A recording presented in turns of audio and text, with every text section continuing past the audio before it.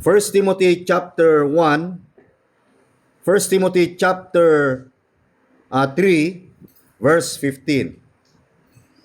Nung nakaraang Miyerkules po ay naipangaral po natin ito at gusto ko po ulit gamitin yung konteksto, First Timothy chapter 3, verse 15 at ating basahin po ito ng sabay-sabay. Ready now, read.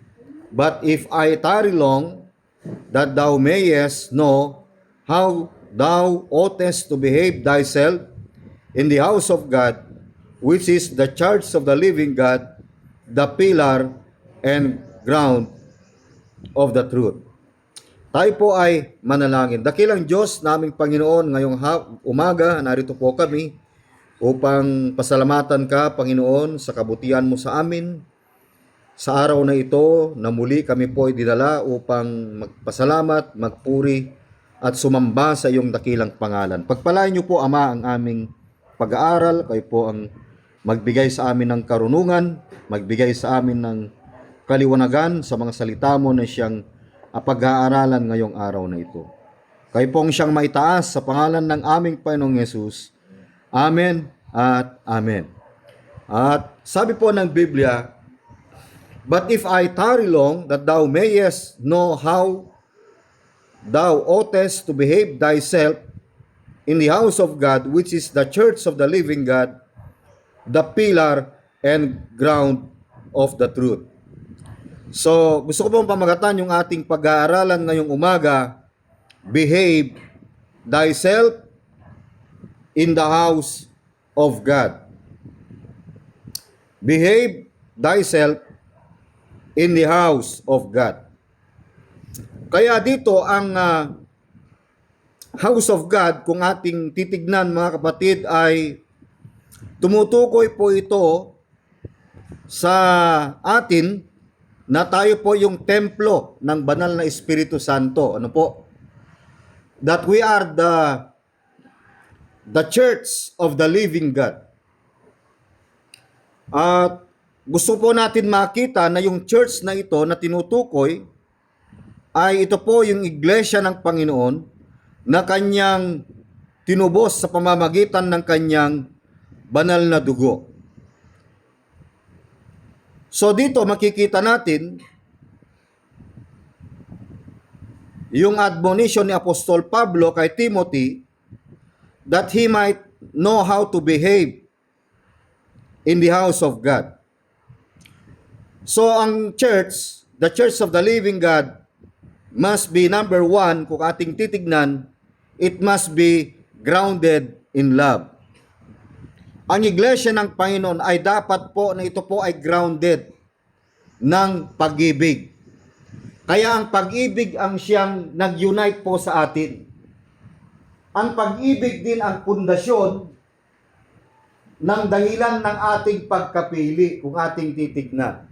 Kung tignan po ninyo, tignan po natin ang Ephesians chapter 1, verse 4. Tignan po natin ang Ephesians 1:4. Basahin po natin ng sabay-sabay. Ready now, begin Ephesians chapter 1, verse 4. According as he hath chosen us in him before the foundation of the world, that we should be holy and without blame before him in love. Tandaan po natin, ang iglesia ay it was grounded in love. We are chosen as in love. You cannot love without giving, and you cannot give without loving. Kaya, mga kapatid, yung pag-ibig ng Diyos, yung unconditional love ng Panginoon, ang dahilan kung bakit tayo po ay pinili. Hindi tayo yung unang umibig sa Diyos, kundi ang Diyos ang unang pumili at umibig sa atin. Kaya ito yung dahilan kung bakit we ought to behave ourselves in the house of the living God. Kaya nga ito po ay, ang iglesia, ground po ito ng pag-ibig. na dinesign mismo ng Diyos, ginawa mismo ng Panginoon, at ito po mismo ay choice ng Panginoon sa ating buhay. Ephesians chapter 3, verse 17. Tingnan po natin yan. Ephesians chapter 3, verse 17. That Christ may dwell in your hearts by faith, that ye, being rooted and grounded in love. So dahil ito po ay ground, base po ito ng pag-ibig, ibig sabihin na si Kristo ay nagdwell sa puso po natin. Si Kristo ay nanahan sa ating puso sa pamamagitan ng pananampalataya, hindi po pananampalataya. Kaya, that Christ may dwell in your hearts by faith, that ye being rooted. So, ibig sabihin, tayo ay nag-ugat. Tayo upang kayo'y mag-ugat, mangag-ugat at magtumibay sa pag-ibig. Kaya sa samahan, sa fellowship, ang nagpapatibay po sa atin ay ang pag-ibig. Kaya makikita po natin na de-develop po yung tinatawag po nating building one another. Kaya mga kapatid, napakaganda po yung sinasabi po sa atin ng salita ng Diyos. At gusto ko pong idagdag yung ating tema sa Ephesians chapter 2 verse 20 and 21. Ito po yung ating tema sa darating ng linggo.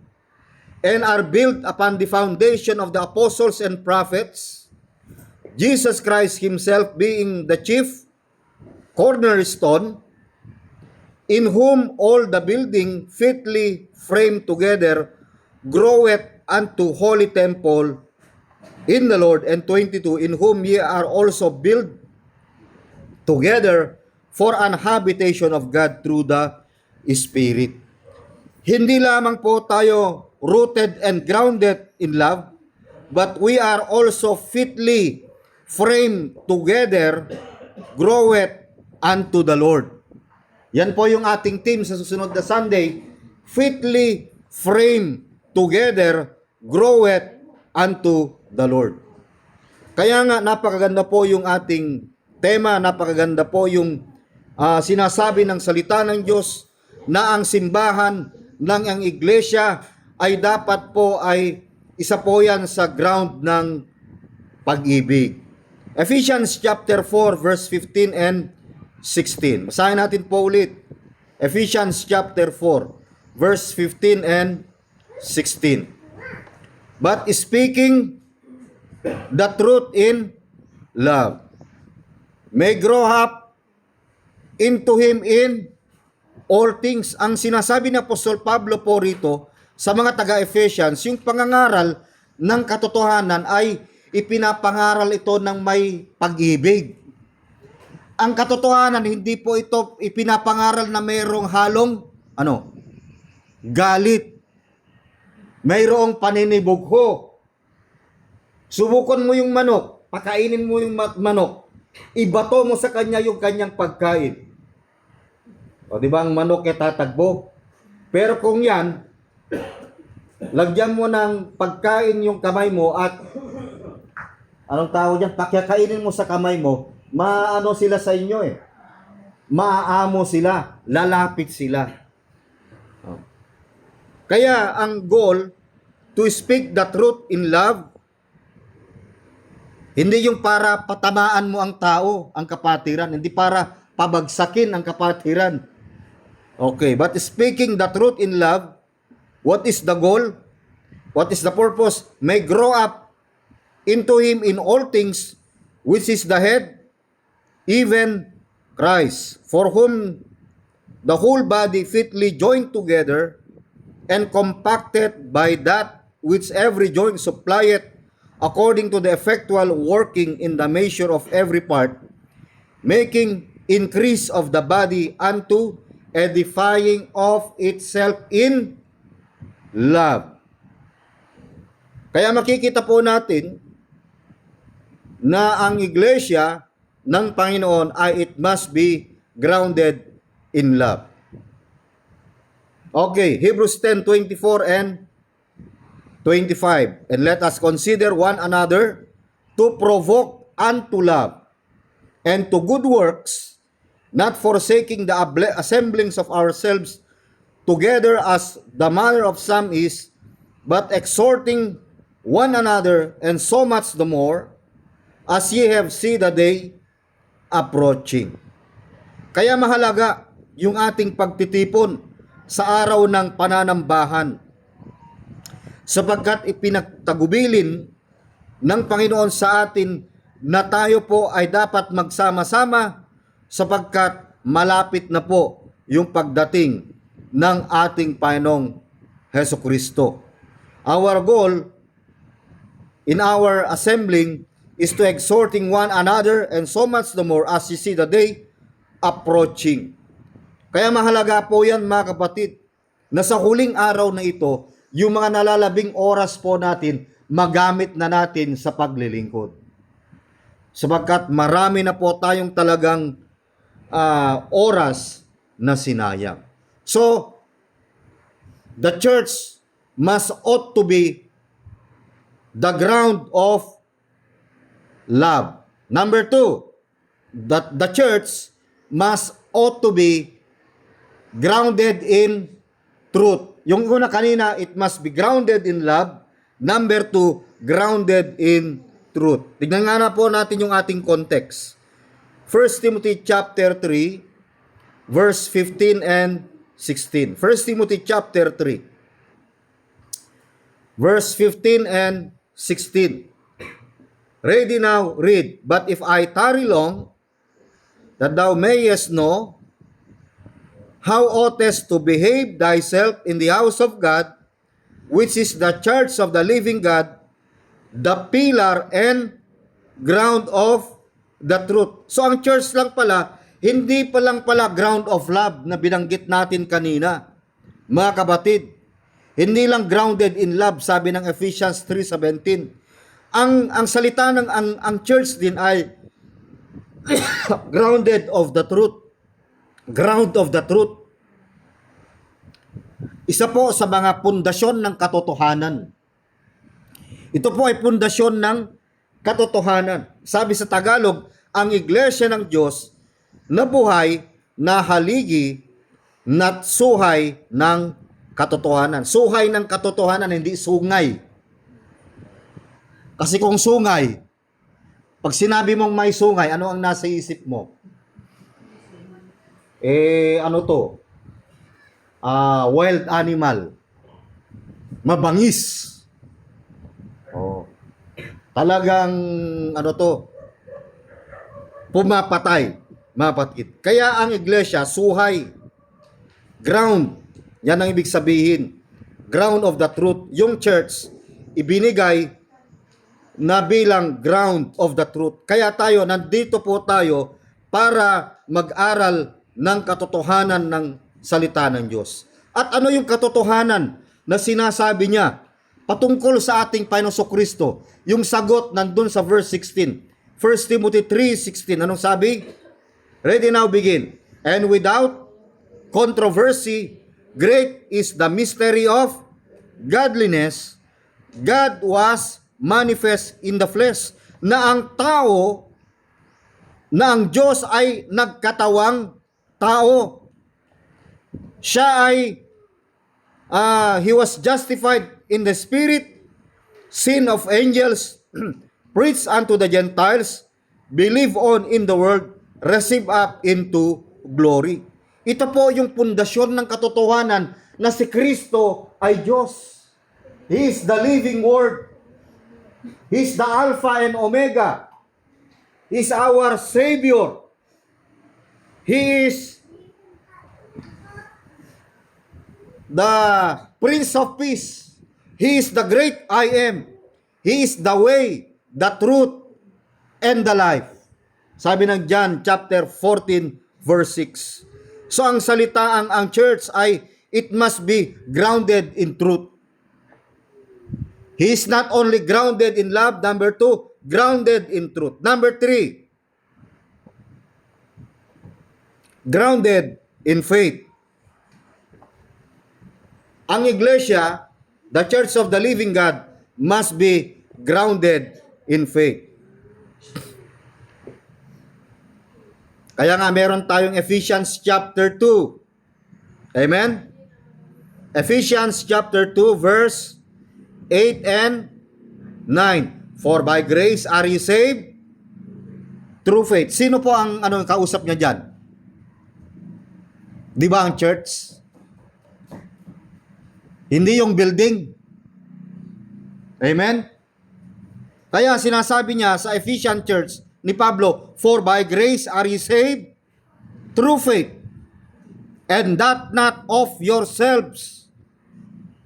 It is the gift of God, not of works, lest any man should boast. Kaya nga, ang church ay dapat grounded ng pananampalataya. Kaya dito, kung titignan po natin, yung Ephesians chapter 4 verse 13, Ephesians chapter 4 verse 13, merong faith na tinutukoy po uli rito. Yung Ephesians 2:8 and 9, faith of the Son of God po yun. Pero meron siyang inulit na faith sa Philippians 4 verse 13. Anong sabi roon? Till we all come in the unity of the faith. Till we all come in the unity of faith. Hanggang sa abutin natin ang lahat ng pagkakaisa ng pananampalataya. Ano yung faith po rito? Ito po yung body of truth. Ito yung theology. Ito yung doktrina. Ito yung katuruan natin. Ito yung tamang aral. Till we all come in the unity of the faith. Kaya nga sa pamilya hindi dapat yung isa nasa Mormons. Yung isa nasa Jehovah's Witness. Yung isa nasa Primitive Baptist. Baka mamayang hapon, yung iba nandun sa Catholic. Yung iba nandun sa, ano pa yan? INC. Oh.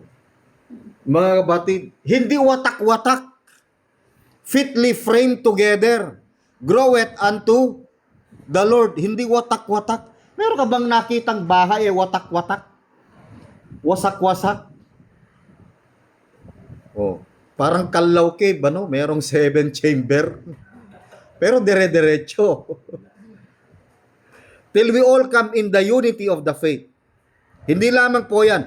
And in the knowledge of the Son of God, unto a perfect man, unto the measure of the stature of the fullness of Christ, hanggang sa sukat ng pangangatawan ng kapuspusan ni Kristo. Anong purpose kung bakit sinabi ng Panginoon dapat abutin ng lahat ng pagkakaisa ng pananampalataya? Verse 14, that we henceforth be no more children, tossed to and fro, and carried about with every wind of doctrine, para hindi ka manatili sa pagkabata. Mag-mature ka naman.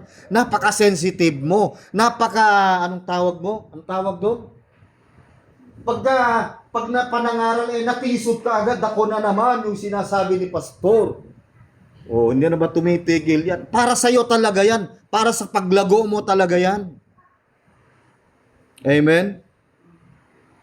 Upang sa ganun ay maging matuto tayo sa mga aral.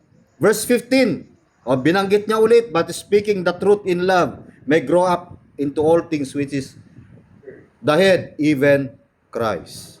Grounded in faith. Okay, Philippians 1:27. Naging tema natin ito nung mga nakaraang anniversary. Philippians 1:27. Ready now? Read. Only let your conversation as it becometh the gospel of Christ, that whether I come and see you or else be absent, I may hear of your affairs, that ye stand fast in one spirit, with one mind, striving together for the faith of the gospel. Kaya napakaganda ng Philippians 1:27, na inyo lamang pamumuhay ay maging karapat-dapat sa Ebanghelyo ni Kristo, upang maging ako ay dumating at kayo'y makita, o wala man sa harap ninyo, ay Mabalitaan ko ang iyong kalagayan na kayo'y matitibay sa isang espiritu at kayo'y mga kaisanong kaluluwa na nagsisikap sa pananampalataya sa Ebanghelyo. So, stand fast in one spirit. Ibig sabihin po, meron pong unity. May pagkakaisa. May pagkakaunawaan. Walang kontra. Mga kapatid, they have one spirit. They are steadfast in one spirit. With one mind. Iisa ang kanilang kaisipan.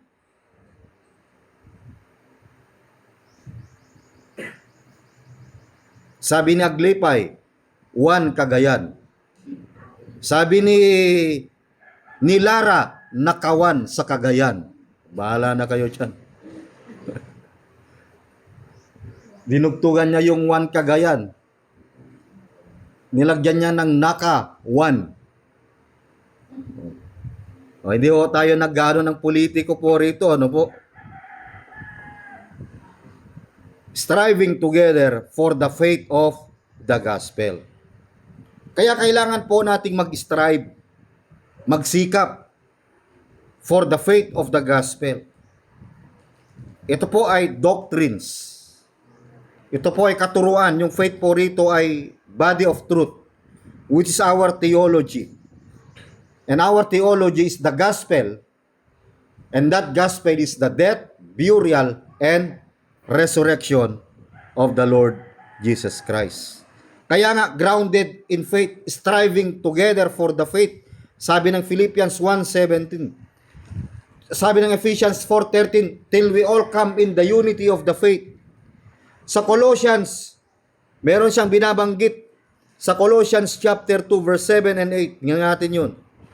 Colossians chapter 2 verse 7 and 8. Madali lang po tayong matapos, mga kapatid. Number 3 na po itong tinatalakay po natin.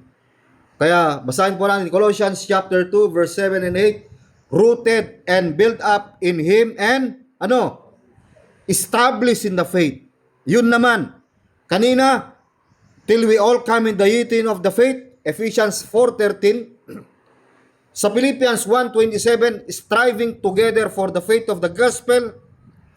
Colossians 2:7 and 8, established in the faith as ye have been taught, abounding therein with thanksgiving. Verse 8, beware, may warning po siya, beware, lest any man spoil you through philosophy and vain deceit, after the tradition of men, after the rudiments of the world, and not after Christ. Yung mga panimulang aral daw na ito, yung mga filosofiya, yung mga walang kabuluhang pandaraya, mga pasimulang aral lang sa sanglibutan, ay hindi ayon kay Kristo. Kaya nagbabala po siya sa mga iniwan ng mga Kastila, ng mga Hapon, noong mga kapanahunan natin, lalo na pinaniniwalaan pa rin natin magpahanggang sa ngayon, mga kapatid. Yung mga superstitious belief po natin, palitan natin na ng salita ng Diyos.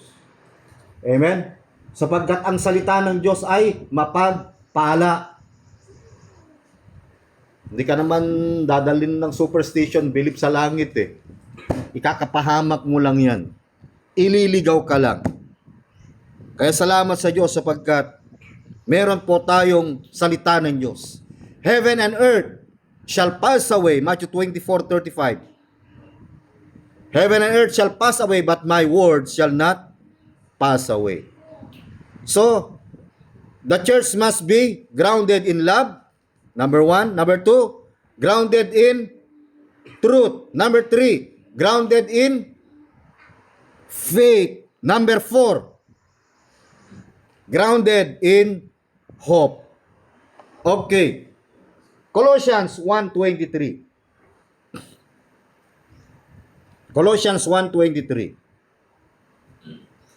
Nang sabi po ng Biblia, Colossians 1:33, if you continue in the faith, grounded and settled, be not moved away from the hope of the gospel. Huwag daw tayong lilihis. Huwag daw tayong aalis. Hindi daw tayo dapat makilos sa mga pinangaral. Yun ang pag-asa ng Ebanghelyo. Huwag nating ipagpalit yung aral. Yung isa nung araw, amen ng amen. Akala mo kung mayroong naunawaan. Nag-move away from the hope of the gospel. Alam nyo mga kapatid, sabi po ng Biblia, yung pag-asa ng pang-ebanghelyo, wag nating dapat layasan yung katotohanan. Yung pag-asa nito, sabi nila, continue. O di move on. Magpatuloy. Hanggang sa dumating ang Panginoon. Sa pagpapatuloy, maraming nalilihis ng daan. Pero sabi ni Pablo, sa pagpapatuloy, kinakailangan grounded ka. You must be grounded in love, grounded in faith, grounded in truth, and must be grounded in hope para establish ka ng gusto. Ganun po ang iglesia ng Panginoon. Sana yung 4 na marka yan, meron po yan sa atin. Hindi yung pupunta lang dito, mamaya wala nang naunawaan. Kaya sabi niya, which ye have heard, narinig nyo na daw ang katotohanan na ito, huwag nating dapat nalayuan. And it was preached to every creature. Ipinangaral ito sa every creature. Kasama, pastor, ba yung baboy dyan? Creature din kasi yun eh. O yung mukhang baboy siguro pwede. Kalabaw. O yung kinalabaw ka, kasama yun. O. Pati yung aso, mangaral. Buti nga si Sasi, nandyan to every creature eh. Dali nyo lahat ng creature nyo rito.